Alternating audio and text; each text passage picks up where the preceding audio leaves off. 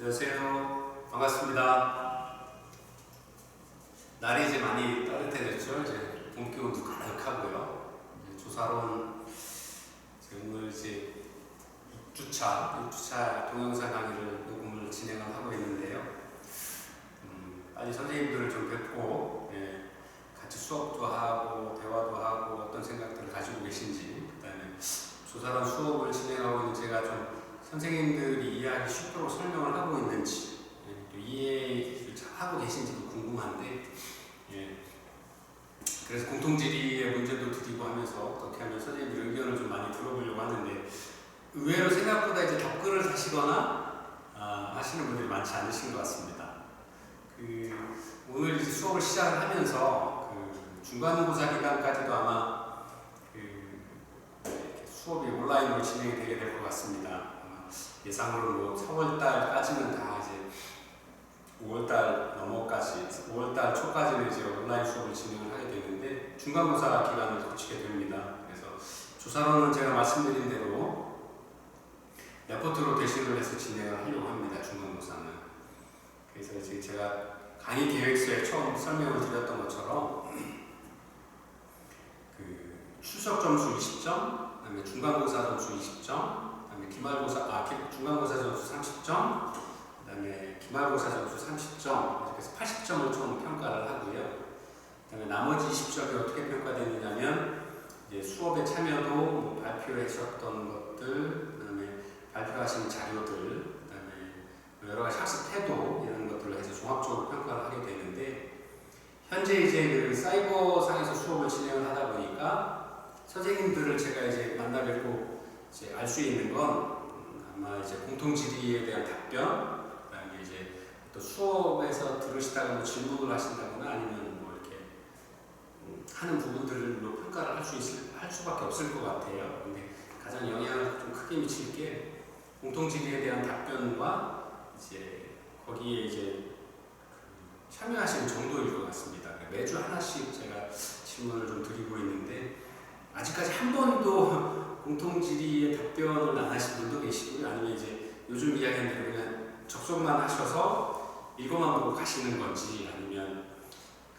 수업은 다 이제 동영상 강의 시청하신 걸로 나오는데 질의에 대한 답변이 없으신 분들이 지금 몇 분 계셔서 좀 평가하는데 좀 어려움을, 나중에 좀 평가 점수를 좀 적게 받으시지 않을까 염려가 좀 됩니다. 그래서 선생님들 동영상 수업을 다 들으시고 나서는 공통질의도 한번 들어가 보셔서 공지사항으로 띄워놓고 했으니까 질문이 어떤 건지, 그 다음에 공통질의 사항은 뭐 다른 게 아니라 이제 수업을 들으시면서, 설명을 들으시면서 보셨던 부분에 자료도 다 올려드렸으니까요. 첫 번째, 넷째 주까지 교재를 받으시기 전까지 자료도 다 올려드렸으니까 이제 수업을 들으시고 나서 꼭 필요한 사항들에 대한 질문을 드린 거니까요. 그에 대한 답변을 좀 올려놓으셔서 나중에 이제 점수도, 학습 참여도에 대한 점수도 좀 많이 받아가실 수 있도록 미리미리 좀 준비를 해주셨으면 좋겠습니다.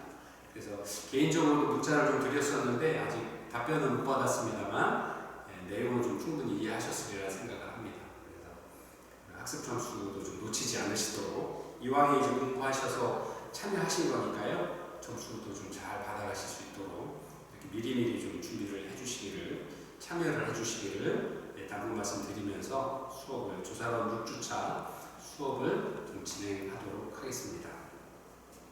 오늘은 이제 6주차 사회복지 조사로운 수업으로서 측정의 타당도와 신뢰도, 요 장을 가지고 이제 같이 공부를 하도록 하겠습니다. 그래서 제가 이제 수업을 진행을 하면서 염려하고 있는 부분들은 뭐냐면, 이제 제가만 수업을 들으면 이제 학교에서, 현장에서 수업을 하면 질문을 하거나 아니면 제가라도 질문을 던져서 이해가 되시는지를 알 수 있지만, 그렇지 않고 일방적인 어떤 동영상 수업이어서 다른 분들의 수업을 좀 들을 수 있도록 유튜브를 통해서 다른 동일한 과목에 동일한 부분을 가지고 수업을 하신 것들을 이제 연결을 해드리고 있습니다. 그래서 그거를 제 수업도 보시고 그분들 수업도 보셔서 이렇게 두 가지를 같이 보시면 선생님들이 이해에 좀 훨씬 더 도움이 되지 않을까 생각을 합니다. 그래서 좀 여러분들이 학습하는데 좀 도움이 되시기를 좀 기대를 하고 있습니다. 그래서 오늘은 측정의 타당도와 신뢰도에 관한 부분이고요. 이제 타당도와 신뢰도 부분은 연구, 그 다음에 행정, 그 다음에 여러 가지 사회복지 분야에서 아주 중요한 부분들의 하나입니다. 그리고 우리가 일상에서도 매번 수업 시간마다 말씀을 드리고 있습니다. 지금 선거철이어서 그렇지만 선거철에 특히 많이 들으실 수 있는 말씀, 신뢰도에 관한 부분들은 여론조사나 아니면 여러 가지 매스컴을 통해서 말씀드린 신뢰도 95% 수준의 플러스 마이너스 1.2%, 1.1%의 신뢰 수준을 갖습니다라고 계속 이야기 나오는 것들을 늘상 들으시고 계시기 때문에 오늘 수업을 통해서 그 말이 무슨 의미인지 어떤 걸 의미하는 건지를 좀 정확히 이해하실 수 있는 시간이 되어지기를 희망합니다. 자, 그러면 수업 시작하도록 하겠습니다. 오늘 타당도와 신뢰도 과목에서 그 장에서는 학습 목표로 첫 번째 타당도가 무엇이고 왜 중요한지를 이해하고 타당도를 구하는 여러 가지 방법들을 공부하겠습니다. 그 다음에 신뢰도가 무엇인지 왜 중요한지 이해하고 신뢰도를 구하는 여러 가지 방법들을 공부하겠습니다.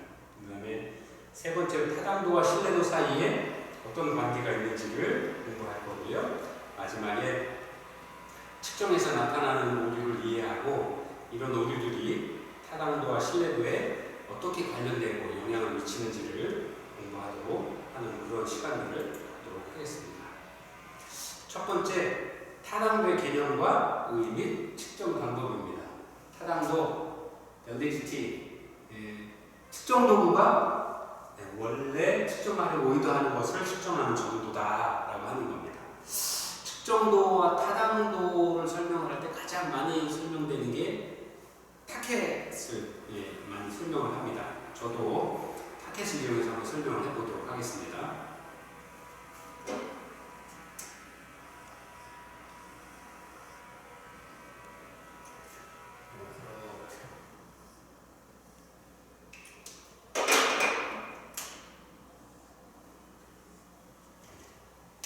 저희가 타켓이라고 보면 타켓은 중심을 맞추는 게 목적이죠. 여기가 10점, 여기가 1점 정도 된다고 가정을 하고요. 이게 5점이라고, 이게 5점 정도 된다고 보면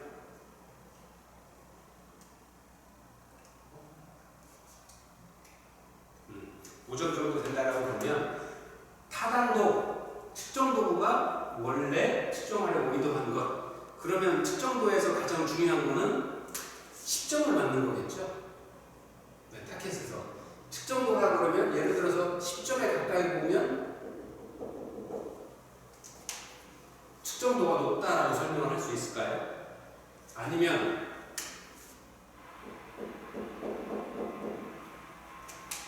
이게 측정도가 높은 거예요.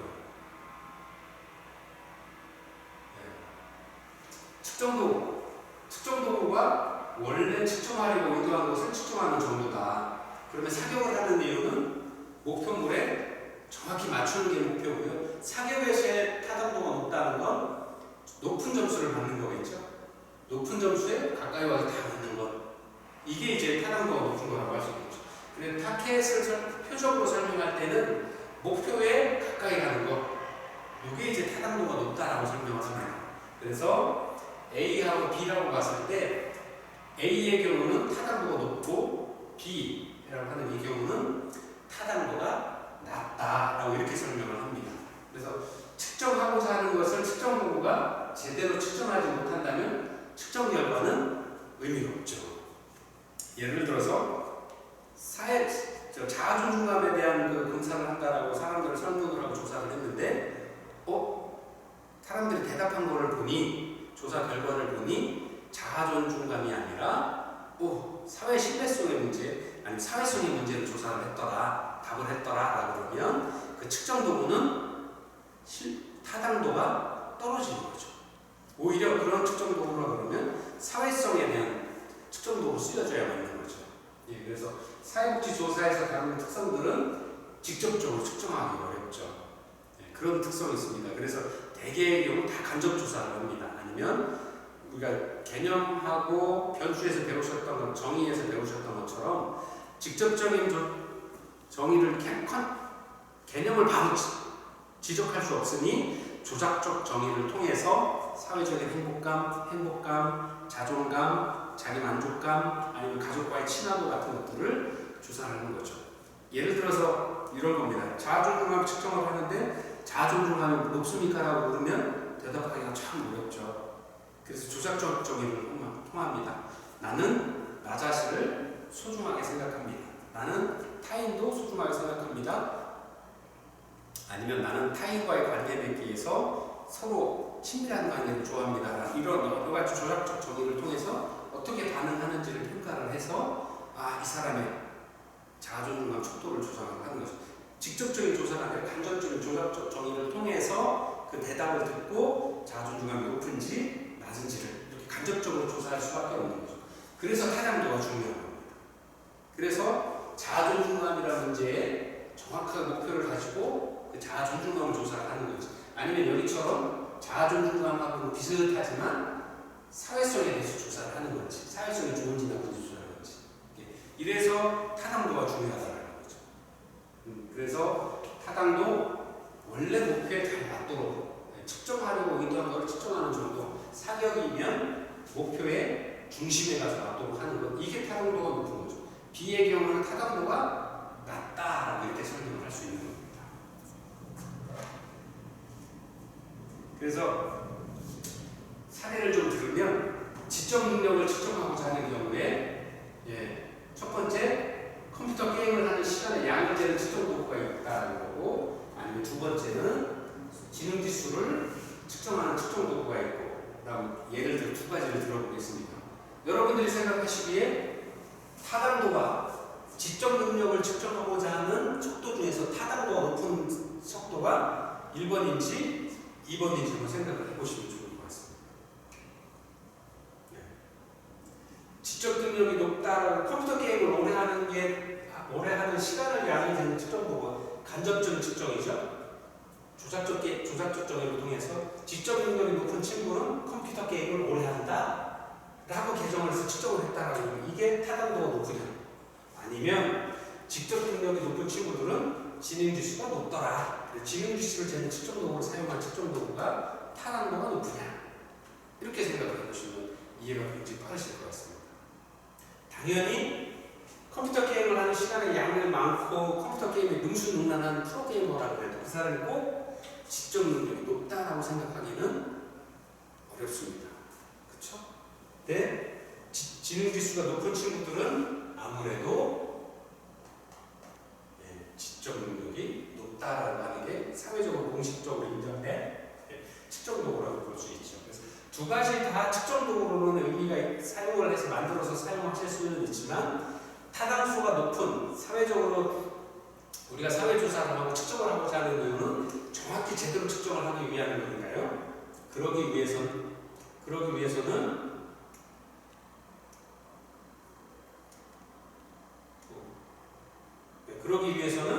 지능지수를 재는 측정 도구를 이용을 해야만 타당도가 높은, 지적 능력을 측정하기 위한 타당도가 높은 측정 도구가 된다라고 이렇게 말씀을 드릴 수가 있을 것 같습니다.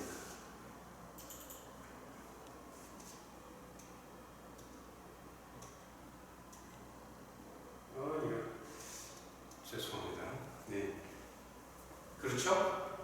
이해가 되시겠죠? 그래서 소득이나 지능지수 같은 것들, 그 다음에 자아존중과 행복감 같은 것들은 우리가 사회복지 현장에서 조사하고자 하고 측정하고자 하는 많은 것들은 직접적으로 측정하기가 굉장히 어려운 부분들이 많습니다. 왜냐하면 환경이나 아니면 사람의 생각이나 아니면 교육받은 정보 아니면 주변 여건에 따라서 다들 주관적인 판단을 내릴 수밖에 없는 부분들이기 때문에 이런 것들은 바로 타당도가 높은 측정 도구를 썼을 때 올바르게 조사할 수 있는 거죠. 그래서 측정 도구가 타당도에 대한 필요성이 높아야 된다라고 꼭 알고 계셔야 되는 사항들입니다. 그래서 타당도를 어떻게 측정하느냐, 타당도의 형태는 러빈과 마비가 연구한 결과에 보면 첫 번째 액면 타당도, 두 번째가 내용 타당도, 세 번째가 기준 타당도, 그 다음에 네 번째가 구성 타당도, 가지고 있습니다. 그래서 한번 하나씩 같이 보도록 하겠습니다. 자, 액면 타당도 우리가 보통 액면 금액 같은 거 이렇게 이해하시면 좋을 것 같아요. 금액 지정을 지폐를 보면 액면가 얼마냐라고 물어보시죠. 저 이제 1,000원짜리, 5,000원짜리, 10,000원짜리, 50,000원짜리 우리나라의 종이 지폐는 그런 게 있죠. 액면가 얼마예요? 라고 물어보잖아요. 똑같습니다. 그 액면입니다. 네, 액면 타당도는 조사사 등이 주관적으로 판단해 볼 때 측정 도구가 해당된 수를 합당하게 측정하는 것을 보이는 점. 내가 생각했을 때입니다. 주관적으로, 객관적이 아닌 조사자 개개인이 이 측정 도구는 내가 봤을 때 제대로 조사를 하는 것 같네. 내가 알고자 하는 것에 대해서 제대로 조사하는 것 같네라고 생각을 하면 액면 타당도가 높다 이렇게 이야기를 합니다. 주관적이라는 거죠. 네. 그래서 유의할 점이 뭐냐? 측정 도구가 액면 타당도를 가진다고 해서 측정 도구가 조사자가 측정하고자 하는 것을 실제로 측정한다고 확신할 수가 없어요. 왜? 각자 가진 주관적인 생각이어서 A라는 사람은 이거 액면 타당도가 높아. 그래서 이건 액면 타당도가 높다라고 생각을 했는데 B라는 사람은 딱 맞아 이건 근데 좋아. 근데 나는 이거를 어떻게 썼냐? 행복감을 조사하는 데 써서 A는 자아존중감을 조사하는 쪽도 썼어. 각자 조사하는 게 틀려요. 근데도 액면 타당도는 높다라고 개개인이 생각을 해요. 약점이 여기 있는 거죠. 그래서 제대로 측정한다고 볼 수는 없고요. 방법으로는 조사자나 전문가가 타당도를 주관적으로 평가해서 얻는 겁니다. 그래서 이 타당도의 문제는, 액면 타당도의 문제는 가장 단순하고 타인에 대한 설득력이 가장 적은 방법. 왜? 주관적이기 때문에, 내 생각이 그렇기 때문에, 객관적이지 않기 때문에. 그래서 액면 타당도 이렇게 설명을 좀 드리고요. 두 번째, 내용 타당도입니다. 내용 타당도, 측정 도구가 개념에 포함된 여러 가지 의미를 다루고 있는 정도, 즉 측정 도구의 내용이 대표성을 가지는 정도입니다. 이런 겁니다. 수학적 능력을 재는 측정 도구의 경우는 액면 타당도가 높다라고 그러면 이 중에서 어디일까요? 덧셈을 계산하는 능력만 다루는 측정 도구가 액면 타당도가 높을까요? 아니면 수학적 능력이니까 덧셈을 포함한 사치는 더하기, 빼기, 나누기, 곱하기를 다 하는 사치 현상을 계산하는 능력을 다루는 측정 도구가 액면 타당도가 높을까요? 내용 타당도가 높을까요? 내용 타당도는 측정 도구의 내용이 대표성을 가진 정도라고 했으니까 당연히 수학적 능력을 재는 측정 도구의 경우는 내용 타당도가 높으려면 덧셈만 계산하는 게 아니라 사치 현상을 계산하는 능력을 다루는 측정 도구가 내용 타당도가 높다라고 보여지겠죠.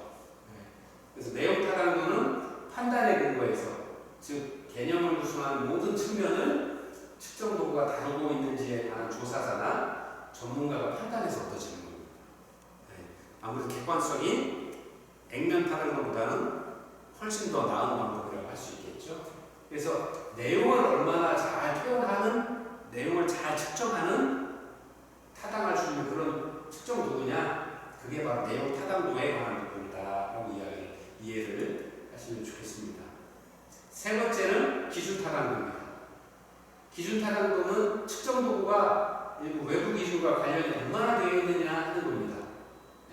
그래서 조사자는 측정 도구와 연관이 있는 외부 기준을 선정을 하고 측정한 결과가 외부 기준과 얼마나 일치하는지, 동일하게 결과가 나오는지를 조사를 해서 동일한 부분이 많다 그러면 말씀하신 대로 기준 타당도가 높다.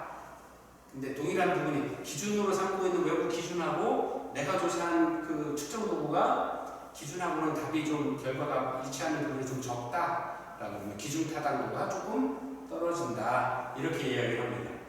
타당도는, 측정 도구는 내가 조사하고자 하는 것들을 정확히 측정해서 값을 정하고 알고자 하는 거니까요. 타당도가 낮으면 낮을수록 그 측정 도구는 사용할 수 있는 빈도가 떨어지는 거죠.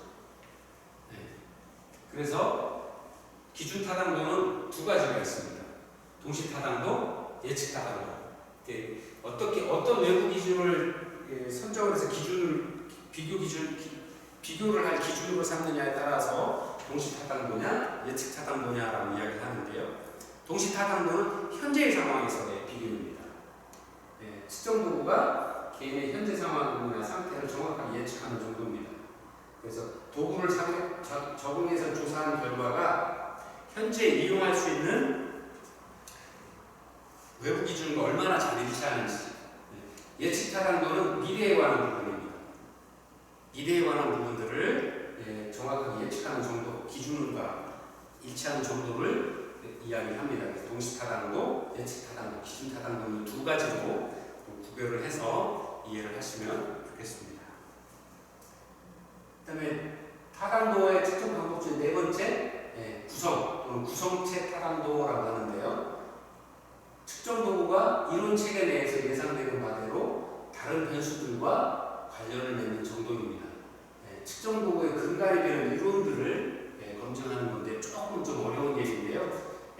좀 복잡한 형태의 타당도 중에 하나입니다. 수렴 타당도, 판별 타당도 이렇게 이야기를 합니다. 그래서 구성체를 측정하는 서로 다른 측정 도구들이 유사한 결과를 보여주는 정도, 이게 이제 수렴 타당도라고 하고요. 판별 타당도는 구성체를 다른 구성체와 경험적으로 구분하는 정도, 이거를 이제 판별 타당도라고 합니다. 그래서 구성 타당도를 확인하는 방법은 구성체에 대한 이론적 가설을 검증하는 방법과 똑같습니다. 중다 특성, 중다 방법, 상관 확률 분식, 아니면 요인 분석을 실시하는 방법, 이렇게 이야기합니다. 자, 이제 이렇게만 말씀드리면 이해하시기 어렵죠? 이런 겁니다. 실제 우리가 지난 시간에 설문지 작성법을 공부를 했죠. 설문지 작성법의 교재를 좀 보시면, 교재 우리가 보셨던 것처럼 1번은 뭐 기본적인 어떤 인적 사항들을 묻는 것들 이렇게 쭉 몇 가지 묻죠. 성별은 어떻게 되십니까? 사는 곳은 어디입니까? 아니면 뭐 이렇게 당시 최종 학력은 어떻게 되십니까? 현재 직업은 어떤 종류를 가지고 있고 뭐 이런 식으로 해서 기본 심사를 묻는 것들, 기본 개인에 관한 부분은 하나 카테고리로 나눈다 그러면, 두 번째 예를 들어서 우리가 자아존중감에 대한 부분을 조사를 하기 위한 측정 도구 설문지였다라고 그러면 현재 나의 심리적인 안정감을 묻는 부분, 뭐 그런 카테고리로 관련해서 그런 부분들을 한 몇 가지 질문을 던져보고요. 또 하나, 현재 나와 타인과의 관계에서의 그 자아존중감 어떻게 활용되는지에 관한 부분들을 묻는 질문을 또한 서너 개 만들어서 카테고리로 묻고, 이런 식으로 관련이 있는 부분들을 이렇게 몇 가지를 묻고요. 그 결과들을 비교를 해서 수렴하는 겁니다. 그래서 그런 것들이 자아존중감에 대한 이론적인 근거들에 대해서 어떻게 반응하고 있는지, 어떤 연관들을 갖고 있는지를 조사하는 게 바로 구성체 타당도입니다. 구성 타당도 또는 구성체 타당도라고 합니다. 그래서 굉장히 복잡한 어떤 형태를 가지고 있고요. 조금 이따 설명할 다른 어떤 그 계수, 그 통계를 이용한 SPSS나 SASS 통계를 이용한 어떤 방법들로, 과학적인 방법들로 그 값을 구해서 그런 것들을 이제 정하기도 합니다. 자, 두 번째가 이제 신뢰도입니다. 신뢰도, 뭐 말 그대로 이제 얼마나 믿을 수 있느냐 하는 거잖아요.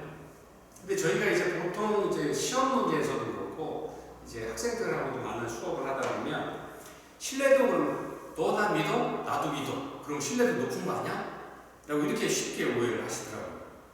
여기서 말씀드리는 신뢰도는 그런 신뢰도가 믿고 안 믿고의 신뢰도가 아니라 반복성에 관한 문제입니다.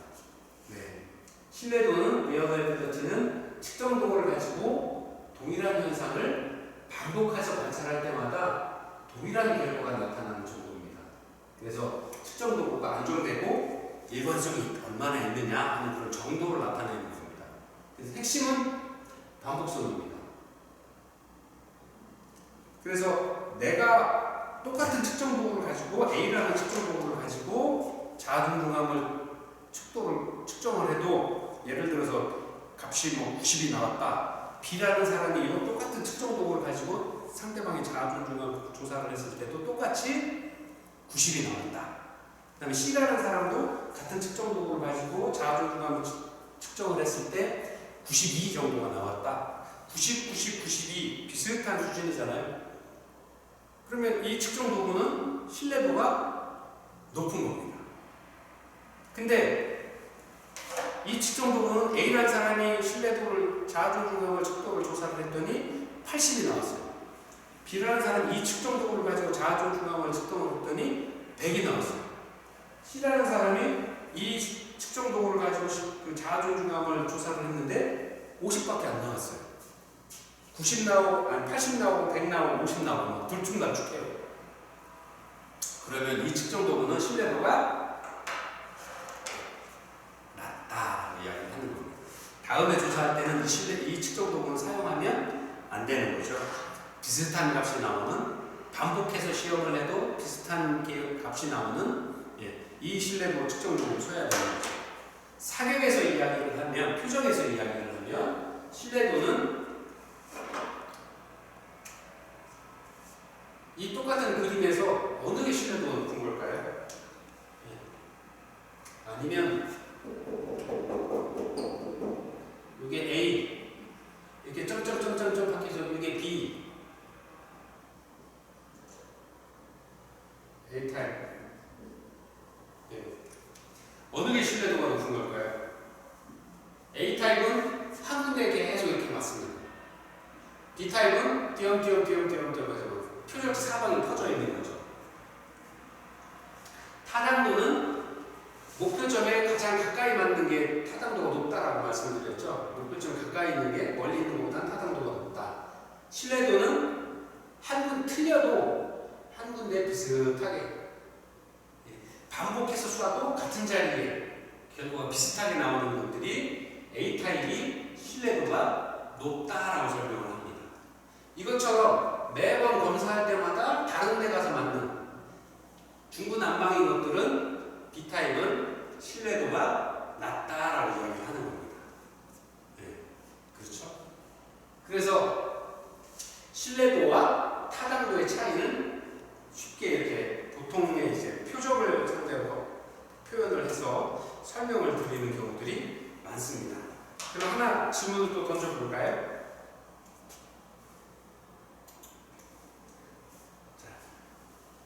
신뢰도, 아까 말씀드린 것처럼 우리가 여론조사 매스컴에서 매일 듣죠. 뭐 국회의원 후보 누구누구, 우리 지역의 국회의원 김개똥이를 신뢰도 조사를, 여론조사를 했는데 여론조사 결과가 김개똥이는 뭐 요번에 51% 지득을 받고 이 아무개는 뭐 40% 지지를 받아서 김개똥이가 국회의원으로 당선될 확률이 높습니다. 이 여론조사의 신뢰도는 95% 신뢰 수준으로 플러스 마이너스 2.3%의 오차 신뢰 범위를 가지고 있습니다라고 보통 매스컴에서 이야기를 합니다. 이때 신뢰도를 그러면 어떻게 설명할 수 있을까요? 보통의 신뢰도는 목적으로 상당히 거의 95% 수준입니다. 이야기는 무슨 소리냐?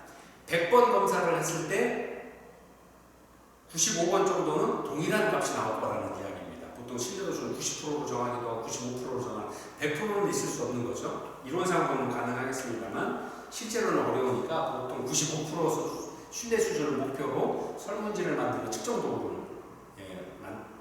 만들게 되는데요. 그렇게 되면 99% 신뢰 수준이라는 건 100번을 검사했을 때 99%는 동일한 비슷한 값을 내는 거고 5% 정도는 버리는 거라는 거죠. 다른 값이 나올 수도 있다는 겁니다.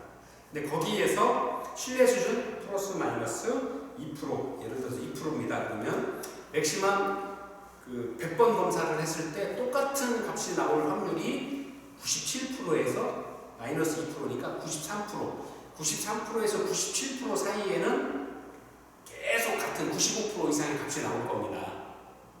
이 얘기입니다. 네. 이해가 되시나요? 예, 그래서 여론조사에서 국회의원 A가 당선될 확률이 신뢰 수준 95% 수준의 플러스 마이너스 1%입니다. 그러면 이 친구가 다른 사람이 다른 기업체에서 또 신뢰도 그 국회의원에 대한 여론조사를 했을 때도 당선될 거라고 95% 플러스 마이너스 2%는 93명에서 97명은 똑같은 결과를 가져올 겁니다. 라고 이야기를 하는 겁니다. 그래서 신뢰도에 대한 부분들이 그렇게 이해를 하셔야 되는 겁니다. 이해가 되시나요? 네, 이해가 되셨으면 좋겠습니다. 사이버 동영상을 보시는 걸 제가 확인을 할 수는 없고, 네, 이해를 하셨으면 좋겠습니다. 그래서 신뢰도의 측정 방법은 상호 관찰자 신뢰도, 또 검사, 재검사 신뢰도, 유사 양식 신뢰도, 이분 신뢰도, 내적 일관성 신뢰도, 이렇게 5가지 정도 설명을 하는데요. 한번 같이 보도록 하겠습니다. 신뢰도 측정 방법은 상호 관찰자. 네, 여기 보시는 것처럼 인터observer 아니면 인터레이터라고 해서 관찰자들끼리 서로 평가자들 사이의 구한 점수가 서로 일관성이 두 사람 이상의 관찰자가 동일한 측정점을 따라서 관찰하거나 조사를 합니다. 그래서 두 사람 사이 얻은 점수가 상관관계가 얼마나 되겠지. 예를 들어서 A라는 사람이 조사를 했고 B라는 사람이 조사를 했는데, 네, 둘 다 예를 들어서 100점 만점에 A라는 사람은 95점, B라는 사람은 94점 이렇게 받았다. 그러면 상호 관찰자 신뢰도가 굉장히 높다라고 설명할 수 있죠. 근데 똑같은 척도를 가지고 아까 설명드린 것처럼 이 척도와 이 척도를 가지고 조사를 했는데 이 척도 A라는 척도에서는 80점, B라는 척도에서는 50점 이렇게 나왔다 그러면 상호 관찰자 신뢰도가 낮다라고 설명을 하는 겁니다. 네. 그 다음에 신뢰도의 측정 방법 두 번째, 검사, 재검사 신뢰도. 이렇게 시간이 지나면서 측정도의 점수가 변하는지를 살펴보고자 할 때 하는 겁니다. 네, 그 다음에 두 번째는 측정도구가 안정되어 있는 것. 신뢰도가 높은 측정도구를 사용하는 게 좋습니다. 그래서 이거는 시간에 걸쳐서 안정성을 유지하는지 보는 건데요. 장점은 빠르고 간단하게 구할 수 있습니다. 단점은 검사를 실시하는 것은 재검사에서 대상자를 응답하는 방식에 영향을 미칠 수 있습니다. 이런 얘기입니다. 이 A라는 측정 도구를 가지고 첫 번째 검사를 합니다. 오늘 검사를 합니다. 그래서 결과가 예를 들어서 90점을 받았습니다. 그러고 나서 이 사람이 변했는지 안 변했는지 시간이 지나도 이 검사 결과가 지속적으로 유지되는지를 확인하기 위해서 일주일 후에 다시 똑같은 이 검사 도구를 가지고 검사를 합니다. 그래서 똑같이 90점이 나오면 검사, 재검사 신뢰도가 높다라고 이야기를 하는 겁니다. 근데 첫날 검사를 해서 90점을 받았는데 일주일에 검사를 했는데 100점이 나와버리거나 아니면 60점이 나와버리는 경우가 있을 수 있습니다.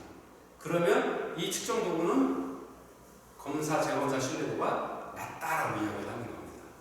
이런 검사는 언제 쓰느냐? 시간이 걸쳐 지난 후에도 안정성을 유지하는지를 확인해 보는 경우에 사용이 되는데요. 왜 이런 문제가 생기냐?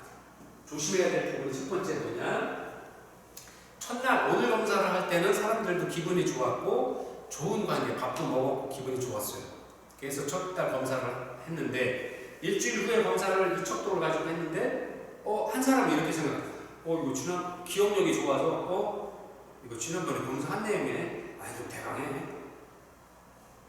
대답을 하시죠. 아니면 오늘은 굉장히 기분 나쁜 B라는 사람은 이거 지난번에 한 검사네. 뭘 또 해. 그래서 성의 없이 하거나 아니면 지난번에 내가 뭘 잘못했었나? 그래서 다시 검사하나? 오늘은 꼼꼼히 읽어보고 다시 해야지. 꼼꼼하게. 첫 번째 했던 검사가 두 번째 했던 검사에 영향을 미치는 겁니다. 이걸 조심하셔야 됩니다. 검사, 재검사에서. 네. 그래서 응답하는 방식에 영향을 미칠 수 있습니다. 그 다음에 기간이 너무 짧으면 처음에 했던 걸 다 기억을 합니다. 그래서 똑같은 대답을 합니다.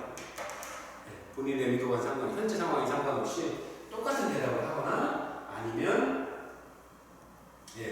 두 번째 조건이 달라서 첫 번째하고 두 번째에 대해 컨디션이나 아니면 상황이 틀려서 성의 있게 하고 성의 있지 않게 하는 그런 오류가 생길 수 있습니다. 그래서 검사, 재검사의 신뢰도는 측정을 할 때 그런 부분들에 대한 어떤 보정을 할 수 있는 어떤 방법들을 미리 강구를 해야 되는 단점을 가지고 있습니다. 그 다음에 세 번째가 유사양식 신뢰도. 동일한 측정 도구를 내용은 다르지만 방식은 같은, 동시에 적용을 해서 하는 겁니다. 동일한 대상자에게. 대안법, 평행양식법, 동양공사법이라고 이야기를 하고요. 문제점으로는 진짜로 동등한 두 가지 형태의 측정 도구를 만드는 게 실제로 말처럼 그렇게 쉽지 않습니다. 이런 겁니다. 유사형식 뭐 반반을 나눠서 한다거나 아니면 그 뒤에도 설명할 건데 그렇게 동일한 양식, 예를 들어 자아존중감을 묻는 것들을 뭐 이렇게 말을 바꿔서 똑같은 것들로 하는 거죠. 근데 의미하는 바가 다를 수 있고 검사자가 그 의미를 다르게 받아들일 수 있기 때문에 방법은 있을 수 있습니다만 똑같은 두 가지 형태의 측정 도구를 만드는 게 어려워서 실제로는 좀 신뢰도에 좀 어려움을 겪을 수 있는 부분들이 생길 수 있다, 단점으로 나타나고 있다는 걸 설명을 드리고요. 네 번째가 이분 신뢰도. 두 가지로 나눴다라는 겁니다. 그래서 측정 도구를 길이가 같은 부분으로 나누고 두 부분을 서로 독립된 측정 도구로 보고 두 부분 사이의 상관관계를 구하는 겁니다. 그래서 현실적이기도 하고 대상자에게 측정 도구 한 번만 적용을 해서 신뢰도를 측정할 수 있기 때문에 굉장히 편리하고 많이 사용한다는 이해를 할 수 있습니다. 측정 도구를 50문항에 있을 때 1부터 25번까지 첫 번째 26번부터 50번까지 둘. 그래, A라는 사람은 1부터 50번으로 되어 있는 걸 드리고요. B라는 사람은 50번부터 거꾸로 1번으로 되어 있는 문제를 드리는 겁니다. 그래서 그거를 조사를 해서 두 측정 도구의 값이 얼마나 연관이 되어 있는지 그것들을 하는 조사하는 게 바로 이분 신뢰도입니다. 그 다음에 다섯 번째가 내적 일관성 신뢰도. 측정 도구를 구성한 여러 문항들이 내적으로 얼마나 일관되어 있는지 보는 겁니다. 그래서 내적 일관성 신뢰도는 보통 이제 크롬바의 알파 개수를 측정한 계산한다고 해서 하는데 제가 이제 그 박사 논문을 석박사 논문을 쓸 때 설문지에 이제 SPSS를 그때 제가 12버전을 사용을 했는데 질문들을 설문지를 잘 만들어서 사용을 하면 이 설문지의 내용들을 통계에서 연관성이 얼마나 있는지를 검사를 해서 나중에 이제 딱 설문지 결과를 엑셀로 표를 만들어서 통계 프로그램을 딱 돌리면 맨 밑에 크롬바 알파 개수로 해서 알파 값 0.58, 0.67 아니면 또 여기 있는 것처럼 얼마 나오는데 제가 지금까지 한 10몇 번을 검사를 했습니다만 0.9 이상을 받아본 적이 없어요. 이렇게 0.8 이상을 받아본 적이 없는 거예요. 보통 0.5 아니면 0.6, 0.65, 0.7도 드물었던 것 같아요. 이런 겁니다. 설문을 보통 석박사 논문 설문 한 100개, 50개에서 100개 정도 만드시죠. 그러면 카테고리를 이렇게 비슷한 종류의 질문들을 이렇게 묶습니다. 예를 들어서 개인 신상에 관한 거, 아니면 자존감에 관한 거, 행복감에 관한 거, 또 만족도에 관한 거, 사랑에 관한 거, 또 연애에 관한 거, 예를 들어서 이렇다는 거죠. 이런 질문들을 서로 이렇게 묶습니다. 카테고리별로. 그래서 이 카테고리별로 묶었던 여러 문항들이 내적으로 이 전체 질문, 예를 들어서 타이틀이 대학생활 만족도 조사했다 그러면 대학생활의 만족도 조사에서 이런 것들이 서로 연관되는 게 얼마나 되는지를 통계상에서 상관관계에 대한 그 값을 구합니다. 그래서 그게 얼마가 나오는지. 그래서 그런 게 이제 크롬바 알파 개수인데 그 알파 개수 0.6 이상이면 만족스럽다, 0.9 이상이면 굉장히 만족스러운 거다라는 것들이 통계 프로그램상에서 계산이 됩니다. 그래서 내적 일관성이라는 것들은 이 대학생활 만족도 조사에서 자존감이, 행복감이, 이제 만족도가, 사랑이, 상대방과의 상호관계에 대한 연애에 관한 부분들이 얼마나 대학생활의 만족도에 영향을 미치는지, 연관성이 있는지를 조사하는 게 바로 내적 일관성 신뢰도고, 그 내적 일관성 신뢰도를 조사하는 게 바로 크롬바의 알파 계수다라는 겁니다. 그래서 이렇게 이제 신뢰도에 대한 측정 방법이 있습니다. 그래서 나머지는 이제 이렇게 이해를 하시면 되고요. 나머지 이제 타당도와 신뢰도에 대한 개념과 의의에 대해서 공부를 했고요. 어떻게 조사를 하는지 그 방법까지도 같이 공부를 했습니다. 이제 잠깐 쉬고 나머지 타당도와 신뢰도의 관계에 대해서부터 이 다음 시간에 같이 공부하도록 하겠습니다.